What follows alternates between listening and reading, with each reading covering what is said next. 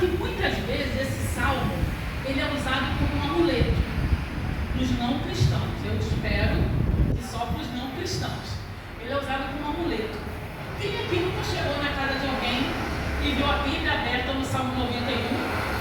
Ou viu um quadro na parede com o Salmo 91? Ou viu um quadro na entrada? Não é assim? Quantas vezes a gente já não viu? Até de repente, antes de sermos cristãos, a gente também fazia isso. Lá em casa era cheio de poeira, porque ficava aberto no Salmo 91 e ninguém mexia, não ficava cheio de poeira ali no Salmo 91. Porque as pessoas têm ainda a ideia de que só estar aberto é o suficiente, ou às vezes só em ler. Eu estava até lendo que os antigos soldados romanos, bem antigos, eles escreviam o Salmo 91 e botavam no bolso da roupa quando iam para a guerra, para quando estavam em dificuldade começar a ler o Salmo 91, achando que aquilo ali ia livrar eles, né? E hoje a gente vai ver o seguinte: por que ele é tão poderoso? Por que ele é tão famoso? Você tem mais 149 salmos. Mas é um salmo que a gente ouve tanto, né? Todo mundo na rua, não, ele quer ver teu esconderijo do Altíssimo. O não crente sabe até de cor, gente. E às vezes a gente, sendo cristã, a gente sabe tão decorado que às vezes a gente fala o Salmo 91 já de cabeça e não consegue entender a profundidade que está no Salmo 91. Ele é muito poderoso porque ele é cheio de livramentos, ele é cheio de promessas de livramento, promessas de cuidado, promessas de guardar o povo de Deus. Mas como tudo na Bíblia e na nossa vida, a gente vai começar a entender para quem o Senhor usou, que a maioria dos escritores, dos teólogos afirmam que foi Moisés que escreveu, no último dia que ele finalizou o tabernáculo no deserto. Então escreveu esse salmo. Na época era para a nação de Israel e hoje é para os filhos de Deus, né? E a gente vai entender para quem Deus usou o salmista para escrever esse salmo. É direcionado a quem? Qual é a condição, qual é o pré-requisito que a gente precisa ter para receber todas as bênçãos e todas as promessas que tem no Salmo 91? O Salmo 91 já nos deixa claro tudo isso. E a gente vai começar lendo ele. Abrem aí, Salmo 91. É fácil porque é no meio da Bíblia, um pouquinho depois. A gente vai ver hoje, assim como o Salmo 23, a gente também vai ver que se destina primeiro um grupo de pessoas. A palavra de Deus, toda ela, é para as pessoas que querem receber Jesus, são filhos, que querem receber a palavra, então não posso da palavra. Porém, existe um grupo seleto que a gente vai entender aqui, ó. Na minha versão, o versículo 1 diz assim, ó: aquele que habita no esconderijo do Altíssimo, algumas versões falam no abrigo do Altíssimo, e descansa à sombra do Todo-Poderoso ou do Onipotente, pode dizer ao Senhor: tu és o meu refúgio e a minha fortaleza, o meu Deus em quem confio. Vamos parar aí por enquanto. Então, peraí. Quem pode dizer que Deus é o refúgio e a fortaleza? Só aquele que habita no esconderijo do Altíssimo. E habitar, querido, é permanência, é morar no Senhor. É viver 24 horas no Senhor, é morada, é ter descanso. Quando a gente está na nossa casa, não é tão gostoso? Viajar é muito bom. Inclusive, irmã, na próxima viagem, se tiver vaga para 2, eu vi uma senhora no carro novo, tá? Viajar é muito bom. Mas chegar em casa não é muito gostoso, gente? A gente está cansado. É a nossa morada. Aí a palavra diz assim, ó: quem habita, quem mora no Senhor, quem mora no esconderijo do Altíssimo, que é o Senhor, quem mora nele, quem descansa nele. Descansar é o quê? Descansar é você se entregar, gente. Quando a gente descansa, a gente esquece de tudo. Ai, eu estou aqui, ó, entregue, quero entregar minha vida nas mãos do Senhor, eu vou descansar no Senhor. Não é como a gente faz às vezes: eu vou entregar isso aqui para Cláudio, mas vamos lá. É teu para Cláudio, mas vamos lá. Quantas vezes com o Senhor a gente faz assim? Senhor, toma conta do meu marido. Aí começa você: não, mas aí não pode fazer isso, ele tem que fazer aquilo, mas não é bem assim, sabe, Senhor? Eu queria que fosse dessa forma. É descansar, é confiar. Só, queridos, que muitas vezes, eu creio que aqui não existe isso, a pessoa não habita no esconderijo do Altíssimo. Ela só visita quando é necessário. Ela só visita o Senhor quando o calo aperta. Aí quando o calo aperta, eu preciso ir para a igreja. Eu preciso orar, eu preciso ler a Bíblia. Ela está visitando. Ela não está morando no abrigo do Altíssimo, no esconderijo do Altíssimo. Aqui a gente já começa a entender que aquele que descansa, dando, não descansando verdadeiramente, aquele que não confia, aquele que não entrega, e aquele que não mora, mas visita, aquele que não habita, mas aquele que visita, não está muito fazendo parte desse grupo. Mas aquele que habita, aquele que mora 24 horas com o Senhor. Porque tem uma passagem, acho que é a 1 Coríntios, que diz que nós somos templo do Espírito Santo. Então ele mora em nós. Ele está dizendo para nós também morarmos nele. Então a gente tem que ser um. E ele fala isso na palavra. Assim como o Pai e eu sou um, que vocês sejam um. Não só com cada um da igreja, mas com o Senhor.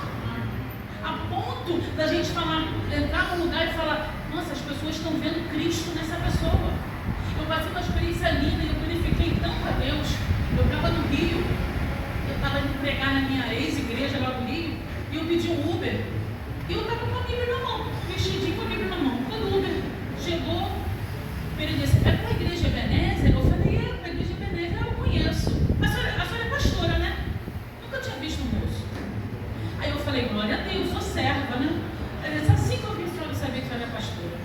Aí eu falei, glória ao nome do Senhor, porque me viu como uma serva, uma filha de Deus. Isso é maravilhoso. Alguma coisa diferente ele viu.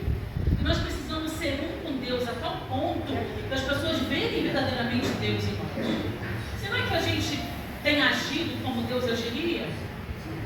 Será que nós temos falado como Deus falaria?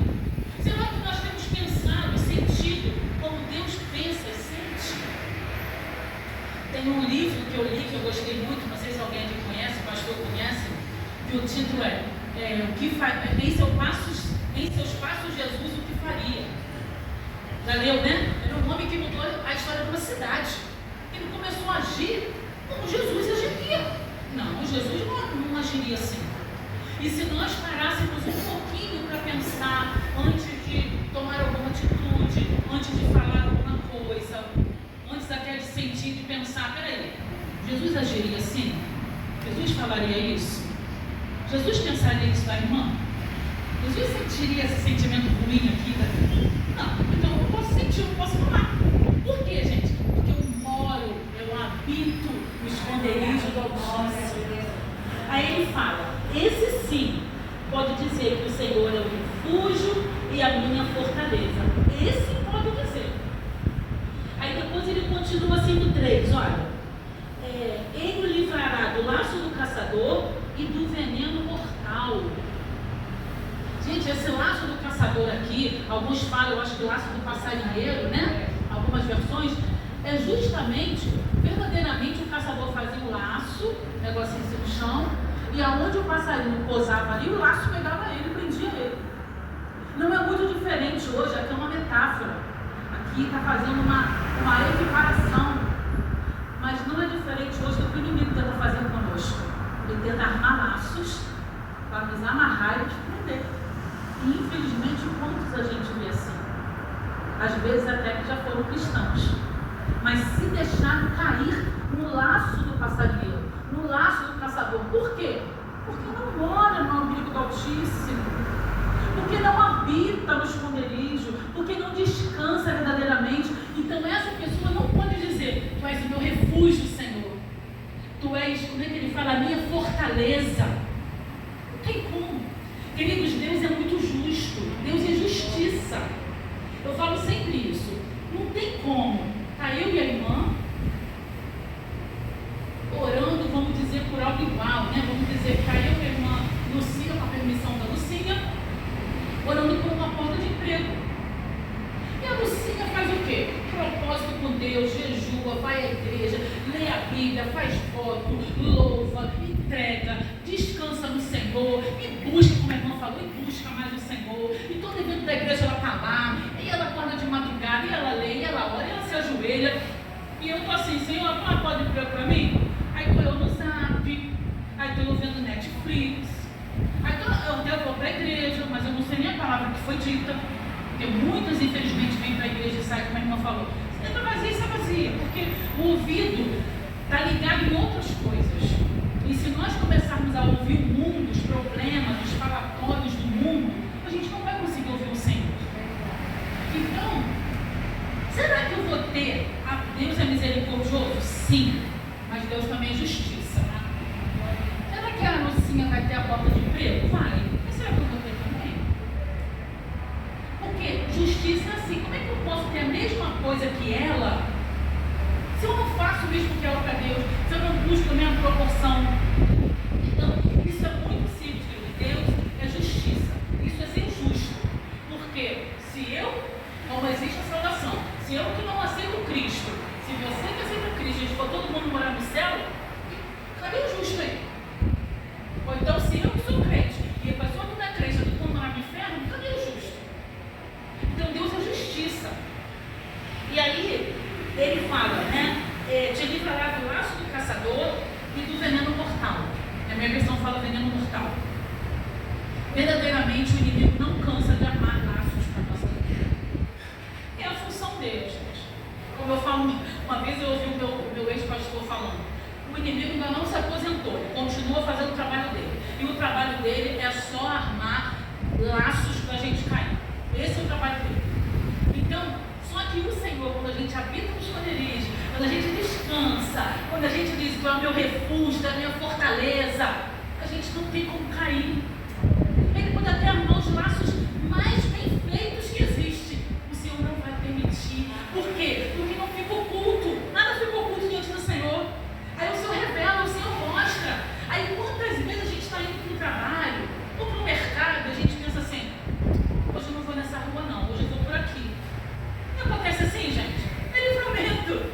É o Espírito Santo gritando em você, filha, ali hoje não dá para ir, vai por aqui. Ou então, eu não sei, hoje eu ia em tal lugar, mas eu estou com vontade de ir, eu estou sentindo de ir. O Espírito Santo não é para você ir. É livramento. Ele fala, ele evita que você caia em algum laço do passarinho. E o veneno mortal, ele fala, ele também te livra do veneno mortal. Está no 3. Qual outra versão que tem aí? Do laço do passarinheiro e do peste perniciosa. Tudo é mortal. A peste perniciosa, o veneno, tudo é mortal. Mas tem uma passagem que eu não sei se eu cheguei a escrever aqui. Eu acho que está em Marcos 16, eu não me lembro do versículo, que Jesus reuniu os discípulos e falou para os discípulos, olha, eu lhes dou autoridade para isso, e se tomares algum veneno mortal, o que ele fala? Não lhes fará mal. É a mesma coisa que aqui Deus usou o salmista, provavelmente Moisés, para falar, e lá o próprio Jesus falou para os discípulos, eu te dou autoridade para pisar serpentes, escorpiões, para isso, para aquilo, e se tomares algum veneno mortal, tu não causará mal nenhum a você. Se não me engano é Marcos 16. Aqui ele já falava isso para nós. Aí vamos lá, no 4, ele te cobrirá com suas penas e sobre as suas asas você encontrará refúgio, e fidelidade dele será o seu escudo protetor. Meu Deus, mais uma vez aqui ele usou a metáfora, a comparação da galinha com os filhotinhos. Eu não sei aqui quem foi criado em fazenda, ou sítio, ou roça, ou já foi. Toda a minha infância foi no sítio do meu pai. E 16, 18. É 16, Marcos 16, 18. Amém. Então, é isso que ele está falando aqui no Salmo 91. E aí, eu lembro que na fazenda o que mais me encantava era quando a galinha tinha os pintinhos. E eu não sabia nem que tinha nascido, e ela abria as asinhas e fazia assim. Aí quando a minha tia, que era da fazenda, né? Quando a minha tia que balançava, ela abria as asinhas, a gente viu um monte de pintinho ali embaixo. Mas cobria tanto que você não chegava a ver os pintinhos. Fica tudo abertinho assim, né, irmão Maria? Fica tudo abertinho assim, você não vê os pintinhos. A gente tem que balançar ela para poder ver. E aqui quando o Senhor fala que Ele nos coloca debaixo da asa dele, é exatamente essa metáfora. É exatamente essa comparação. Não tem como o inimigo nos ver quando nós estamos debaixo das asas do Senhor. Sabe na época lá também do Egito, quando ele mandou mandou ungir de sangue a porta dos filhos de Deus, para quando o inimigo, quando o espírito da morte passar, olhar e falar, opa, eu não posso nem chegar perto. É mais ou menos isso. É do inimigo passar e falar, ué, mas cadê o anjo? O anjo estava por aqui, nós ficamos invisíveis, porque nós estamos embaixo das asas do Altíssimo. Olha que coisa linda, gente. Deus é maravilhoso. E aí ele continua falando, a sua fidelidade será o seu escudo protetor. Queridos, nessa época aqui, existia um escudo que eu não sabia que existia, que para mim pavê era só um doce maravilhoso que eu amo. Mas o plural de pavê, pavês, depois vocês, se quiserem confirmar, vocês pesquisam, pavês, é plural mesmo de pavê, era um escudo da época dos soldados romanos, nessa época aqui, que cobria todo o corpo do soldado. Os escudos comuns, eles tinham em torno de 1 metro. Então eles iam daqui do peito, mais ou menos, até um pouco perto do joelho do soldado. E eles já eram compridos e cobriam uma parte vital, que era aqui, né? Coração, mão, parte vital. E ele era tão compridinho que quando vinha com muitas setas, muitas flechas do inimigo, eles podiam se agachar, porque eles ficavam na altura do escudo e se protegiam todinho ali. Mas existiam os pavês. Os pavês era o escudo que vinha da cabeça ao pé. Um escudo muito grande que cobria todo o corpo do soldado. O Senhor fala assim através do salmista: a minha fidelidade será o seu escudo protetor. Queridos, pode vir a seta que for, pode vir a flecha que for, por mais inflamada que seja, o Senhor é o nosso escudo protetor. Vai bater e vai voltar, não vai nos atingir. É o escudo do corpo inteiro, não adianta. Quando a gente habita no braço do Altíssimo, quando a gente descansa no Senhor, quando a gente afirma que Ele é o nosso refúgio, a nossa fortaleza, quando a gente busca, quando a gente se entrega e descansa verdadeiramente nas mãos dEle, não tem como, querido. Os planos do inimigo serão todos frustrados, sim. Ah, pastor, então você está querendo dizer que a gente não vai ter momentos difíceis, momentos ruins, momentos tristes, aflições, enfermidades? Vamos, mas vamos permanecer de pé, gente. A gente vai ter tudo isso, mas vamos permanecer de pé. Porque o Todo-Poderoso nos cuida, nos guarda, nos livra. E vamos lá continuar. Aí ele fala assim, ó: você não temerá o pavor da noite, nem flecha que voe de dia, nem peste que se mova sorrateira nas trevas, e nem praga que devasta ao meio-dia. Aqui ele fala que nem o que for nas trevas vai nos atingir, e nem o que for meio-dia, que o sol está fortão, está no meio do céu assim, né? Por quê? Porque com o Senhor não tem trevas. Ele é nossa luz. Não tem como a gente ficar cego, não tem como a gente ficar perdido no escuro. O que eu vou fazer agora? Quando que a gente, sendo filho de Deus, vai estar caminhando no caminho e dizer: caramba, para onde eu vou agora? Não estou vendo nada, está tudo escuro, eu estou perdido, e se algo me atingir? Não, a gente não tem que temer, queridos. A gente não tem que temer. Alguns estudiosos dizem que, você já deve ter ouvido falar, que a frase não temas tem 365 vezes na Bíblia. É uma frase para cada dia do ano. No outro ano se renova. Então me diz, não precisa temer quando está na escuridão, não. Nem na escuridão, nem no dia. Por quê? Porque eu sou a tua luz. Você pode estar na escuridão que for, eu sou a tua luz. Tu vai enxergar, tu não vai ser enganada, tu não vai ser pego de surpresa na escuridão. Tu não vai tropeçar, tu não vai cair no buraco que está escuro. Eu sou a tua luz. Então você nem precisa temer. Olha que coisa linda, gente. E aí ele continua, vamos lá. Estou com tanta coisa aqui, mas o Espírito Santo está soprando aqui, né? Vamos lá. Parei no 6.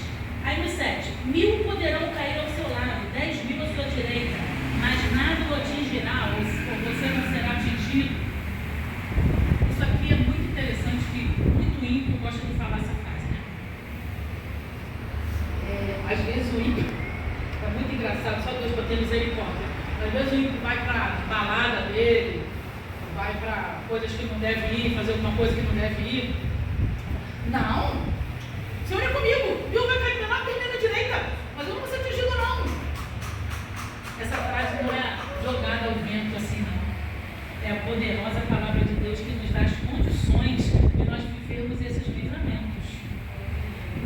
sim que habitando no meu Altíssimo, nós sim que descansamos nele, que confiamos nele, nós sim temos livramentos que a gente não tem nem ideia do que acontece.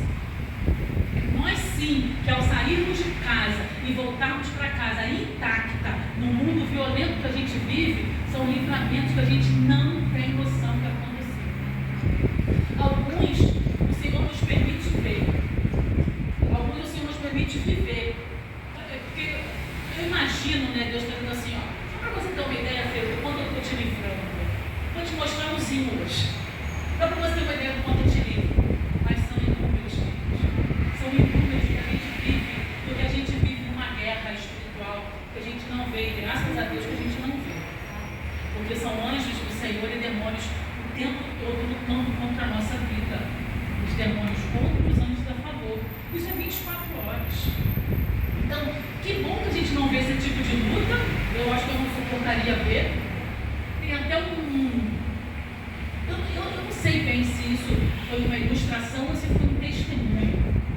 Mas eu ouvi já tem tanto tempo que realmente eu não me lembro.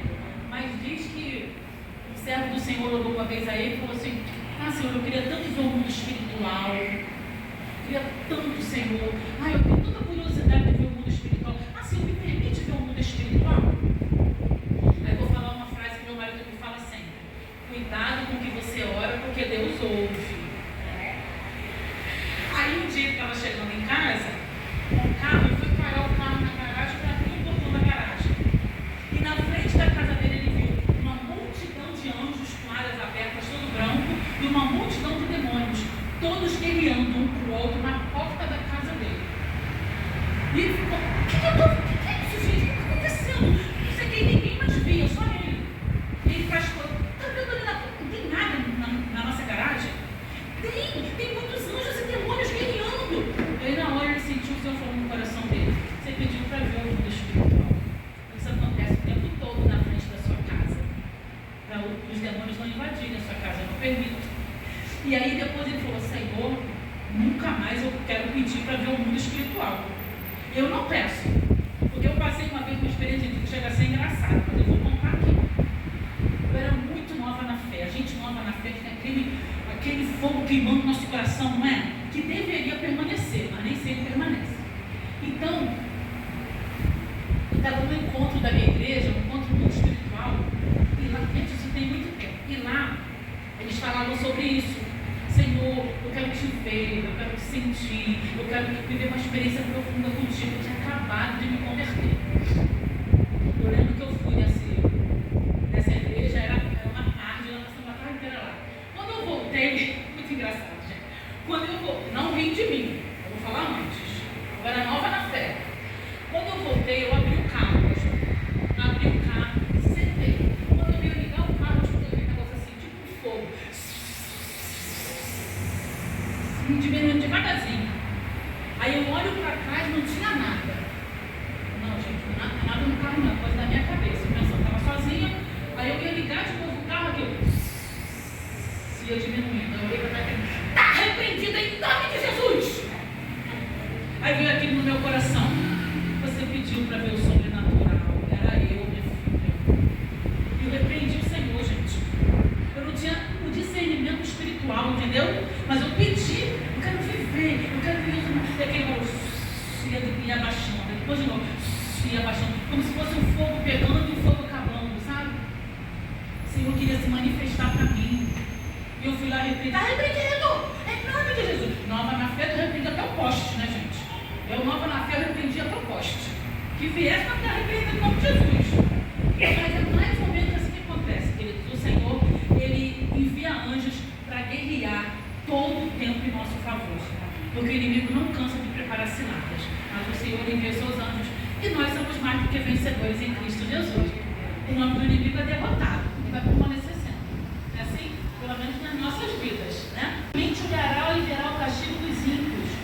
Se fizer do Altíssimo o seu abrigo, o Senhor o seu refúgio, nenhum mal te atingirá, e desgraça alguma chegará à sua tenda. Meu Deus! Quando ele fala aqui, você simplesmente olhará o castigo dos ímpios, a gente tem que entender que a nossa vitória ela é permanente. Nossa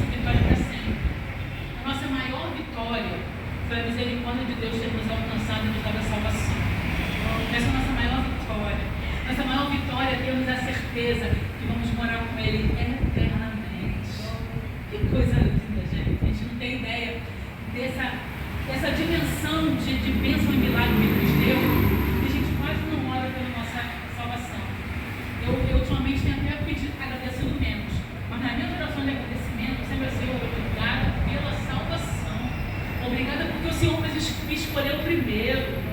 Obrigada porque o Senhor me resgatou lá das trevas para a sua maravilhosa luz. Obrigada, Senhor. Porque eu não mereço, a gente não merece. É muita misericórdia. E ele fala que do ímpio não. O ímpio pode até ter vitória. Tem um salmista, acho que era Asaf, que falava assim, eu não lembro agora o salmo, acho que era Salmo de Asaf, que ele fala assim: até quando, Senhor, eu vou ver a prosperidade do ímpio e eu vou ficar nessa? Até quando? Isso é humano, gente. Só que a gente tem que entender que a vitória do ímpio até pode existir, mas ela é temporária. A nossa é eterna. A gente sabe onde a gente vai, mas sabe com quem a gente vai morar eternamente. A dele é temporária, é só para esse mundo. A nossa, como eu costumo falar, nós somos ET. Nós somos extraterrestres, mas não somos dessa terra, nós somos do céu. A nossa morada é o céu, a nossa terra é o céu. Estamos aqui de passagem. E infelizmente vamos viver dificuldades, como ele fala aqui, vamos viver, porque a palavra já diz que o mundo jaz no maligno, não é isso? A palavra já diz que o príncipe desse mundo é o inimigo. Então, estamos aqui de passagem, mas não somos daqui. Então nós vamos passar algumas situações, mas todas elas o Senhor tem cuidado, o Senhor tem resposta, o Senhor tem livramento, o Senhor tem proteção, todas elas. E vamos permanecer de pé. Vamos lá, um pouquinho mais rápido, a gente termina hoje, gente. Porque, o 11, porque seus anjos ele dará ordem ao seu respeito, para que o proteja em todos os seus caminhos. Gente, esse 11, ele é muito forte. Vocês lembram alguma outra passagem na Bíblia que fala assim: porque os seus anjos ele vai dar ordem ao seu favor? Vocês lembram qual foi outra passagem dentro da Bíblia? A tentação de Jesus, gente. O diabo usou o Salmo 91. O que o diabo falou para Jesus, pastor? Se joga daqui mais baixo. Você pode dar ordem aos seus anjos para te pegar, nada nenhum vai te acontecer. Não, gente, na tentação de Jesus, nos 3 evangelhos, o inimigo usou o Salmo 91, não só o Salmo, né, que usou outras vezes a palavra, né, para tentar Jesus. Mas olha que interessante, ele pegou esse Salmo de proteção e falou: se joga daqui lá embaixo, tu não vai dar ordem aos seus anjos para te acolher, para que nenhum mal te alcance? O Senhor, verdadeiramente, Ele envia anjos, como eu falei da guerra espiritual que existe, Ele envia anjos ao nosso favor o tempo todo. E Ele fala assim, ó, para que o protejam em todos os seus caminhos. A gente nunca, querido, nunca, a gente anda sozinho. A gente não anda sozinhos, nunca. Ai, eu fui sozinha lá no mercado, ai, ninguém quis ir comigo. Aí eu fui sozinha lá na casa da minha tia. Não, você nunca está sozinho. Sempre, em todos os seus caminhos, a palavra garante, Ele envia anjos para te proteger. E Ele fala, em todos os seus caminhos. Claro que não é o nosso caso, né? Mas claro, que se tiver algum ambiente, algum lugar que não condiz a santidade do Senhor, Ele não vai entrar. Né? Mas, se não for esses casos específicos, aonde você for, o Senhor vai te mandar anjos para te proteger. Você nunca mais está sozinho. Depois que nós somos filhos da ausência, a gente não vive mais só, não dorme mais só, então na nossa cabeceira, a gente não anda mais só, a gente não trabalha mais só, a gente não cozinha mais só, tudo que a gente faz do Senhor tem sempre um anjo para nos salvar. E aí Ele diz, com as mãos eles o segurarão. Olha só, hein? Segurar pela mão. O 12 fala assim, com as mãos eles o segurarão, para que você não tropece em nenhuma pedra. Gente, que coisa linda! Eu fico imaginando, porque eu como eu falei aqui uma outra vez que eu viajo com a Bíblia e eu fico imaginando a imagem, né? Eu fico fazendo a imagem na minha cabeça. Eu fico imaginando o inimigo pegando uma pedra e falando assim, hoje a Ângela vai passar pela rua, pela Avenida Presidente Kennedy. Vou botar o maior pedregulho, ele queria assim, o maior pedregulho ali, para que ela tropece, né, o maior Senhor diz aqui nesse salmo? Os meus anjos vão te segurar pela mão. Aí vai fazer assim, ó. Porque você não pode tropeçar em pedra nenhuma. Nenhuma pedra de tropeço na sua vida vai permanecer. Porque ele está falando aqui, não é a Ângela que está falando. Os anjos que eu mando te vigiar, obrigada, irmã, obrigada. Os anjos que eu mando te vigiar, te abençoar, te proteger, eles vão, aqui no versículo 12, eles vão te pegar pela mão e você não vai tropeçar em pedra nenhuma, não. Você vai seguir seu caminho tranquilamente. Porque se for necessário, eles vão te pegar pela mão e vão te levar para o caminho. Gente, esse salmo é muito profundo. A gente nunca lê o salmo com essa intensidade, com essa sensibilidade, vamos dizer assim, profundidade. E aí ele fala assim: você pisará o leão e a cobra, pisoteará o leão forte e a serpente. Também, Jesus também falou para os discípulos, que eu acho que também foi em Marcos 16, se não me engano, que ele também falou para os discípulos o seguinte: te dou autoridade para pisar serpentes e escorpião. Queridos, o lugar da serpente, o lugar do inimigo é aqui, ó, é debaixo do teu pé. Não dê moral para ele. Gente, mas o inimigo está furioso. Furioso aqui, o furioso. Em nome de Jesus, debaixo do pé agora. A gente às vezes usa, tantas vezes em nome de Jesus, e eu já falei isso aqui uma vez. Jesus, ele diz que ele é nome sobre todo nome. Então ele é nome sobre todo demônio. Não tem essa história que, gente, lá em casa está uma confusão. Até o espírito contenta. A irmã chegou, a minha irmã chegou, a minha vizinha, minha tia chegou. Parece que veio junto com o espírito de perturbação. Parece que veio com o espírito de confusão. Às vezes não acontece isso. Minha vizinha entrou aqui em casa, parece que entrou um negócio. Não, gente. Não. Espírito de contenda aqui, ó, debaixo do meu pé em nome de Jesus. Espírito de confusão aqui, ó, debaixo do meu pé em nome de Jesus. Acabou. Deus já te deu autoridade num nome que é sobre todo nome. Ele é nome sobre qualquer enfermidade. Ele é nome sobre qualquer problema. Ele é nome sobre qualquer demônio. Ele é nome sobre todo nome. E ele já te deu essa autoridade, você como filho e filha. Então, só que a gente não usa na proporção que a gente tem que usar. Na forma, no momento exato que a gente às vezes não usa. E é normal termos medo. E é normal ficarmos meio assustada. Mas quando a gente começa a lembrar, não, o Senhor me disse na palavra. Não, eu tenho que saber quem eu sou. Ontem eu preguei na reunião de mulheres lá da EBCC e eu falei sobre a sua identidade. Qual é a sua identidade em Cristo? Quando a gente entende qual é a nossa identidade em Cristo, muitas coisas são evitadas. Quando a gente entende quem nós somos em Deus, quem Deus diz que eu sou, o que Deus já me deu, o que meu Deus do céu, a gente evita muitas coisas. Quando a gente começa a colocar isso em prática. E aí, queridos, para finalizar, ele fala assim: ele clamará a mim. Olha que coisa linda. Se você fizer tudo isso, olha as promessas do Senhor. E olha o 15. Ele clamará a mim e eu lhe darei resposta.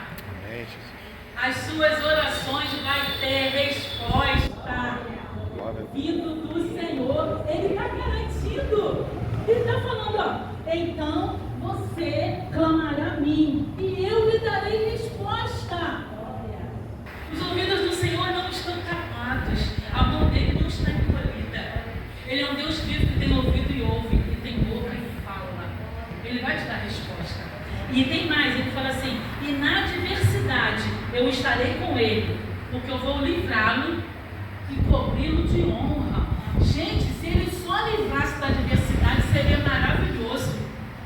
Mas ele fala assim hoje para mim e para você: está na adversidade, além de eu te livrar, eu vou te cobrir de honra, viu? Olha que Deus maravilhoso. Olha dizendo: vida longa eu lhe darei e lhe mostrarei a minha salvação. Queridos, como vale a pena habitarmos, morarmos no esconderijo do Altíssimo. Como vale a pena dedicarmos a nossa vida a Ele, descansarmos nele, confiar nele, verdadeiramente entregá-la. Senhor, confia confite, eu vou descansar, agora eu vou deitar na minha rede aqui, porque eu já entreguei, sei que vai fazer tudo isso aqui, porque, querido, isso aqui é a palavra viva, é o único livro vivo. Isso aqui é realizado sim, o que está aqui é realizado, porque quem prometeu não mente, quem prometeu não se arrepende, quem prometeu não erra, quem prometeu é fiel para cumprir. Então tudo que está aqui, todas as promessas, e hoje nós vemos algumas, poucas, todas as promessas que Ele nos fez, vão acontecer na nossa vida, só depende da gente, é para a gente, mas só depende da gente. Eu estou habitando no meu Altíssimo, eu estou só visitando quando a coisa aperta. A gente fica com essa palavra em nome de Jesus. Deus abençoe a cada uma e eu agradeço a oportunidade em nome de Jesus.